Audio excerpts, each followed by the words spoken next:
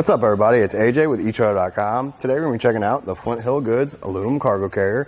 We're going to put it on this 2022 Toyota RAV4. It's going to be really lightweight, so you can easily remove it or install it. We're going to get right to installing it. I'm going to slide the shank in the 2-inch by 2-inch hitch, line up the hitch pin hole, looking at the side, line that up, and we'll come back and add the bolt. So I'm going to thread this in this side. Get it started by hand. If it gets stuck, you can kind of shift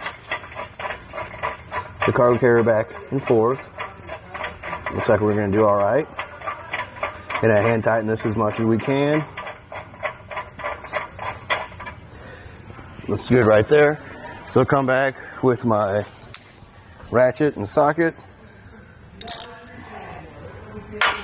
and tighten it down.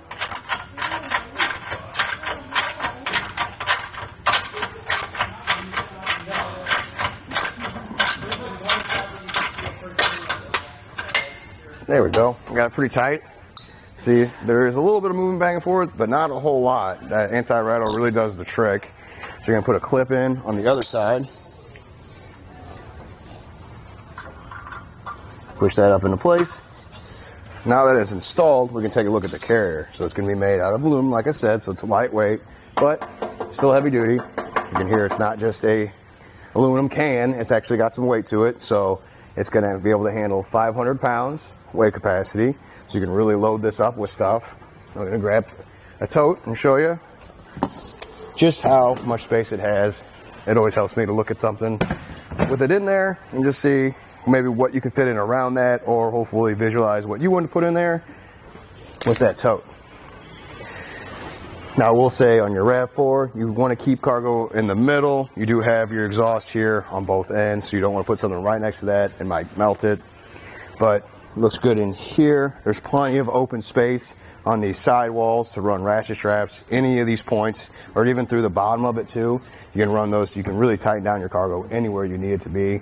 I really like that part of it, and the high side walls makes it nice just in case something comes loose. You don't have to worry about falling off the cargo carrier. You should always check your straps, but it's nice to have that safety there. And if you load it up with cargo, you're not going to have much of a problem on your RAV4. You're going to have to stack it pretty high to cover up your taillights, but it does have reflectors. So if you do stack it up, that's going to be too high. But anybody comes up behind you when you're driving at night, the lights are going to hit that. They're going to see that you added more to the back of your vehicle. Remove the tote. And let's get some measurements. So we're going to have side to side. It's going to be 60 inches. And then from front to back, inside to inside, it's going to be 22 inches of space. So that's quite a lot to deal with to make sure all your gear fits in there, whether it's just making more leg room in the vehicle, or you want to bring that much more stuff, or if you're bringing stuff that is just muddy and you don't want it in there, you can do concrete bags, you don't want to clean up that dust on the inside. It'll all be nice out here. You can spray it off the hose when you're done, and it's really easy to clean. Much easier than cleaning the inside of your vehicle. Now, another measurement would be how much it adds to the back of the vehicle. So we're going to go up top side, go from the bumper all the way out. It's going to be 26.5 inches added on to the back. So just remember that it's back there. You're going to see it in your backup camera, but it's always good to keep in mind you have that extra on the back of your vehicle. Now the hitch and the vehicle are on the low side, so let's measure the ground clearance. From the ground here to the bottom, it's about 10 inches of space. So that is not bad. Now it is just a straight shank, so you're not going to get any rise. So just be careful going up those steep driveways or hills. Another thing to consider with stacking up that gear is where the limit is to where you can't open the back hatch anymore. So we're going to get the measurement from the bottom and open the back and see where it makes connection.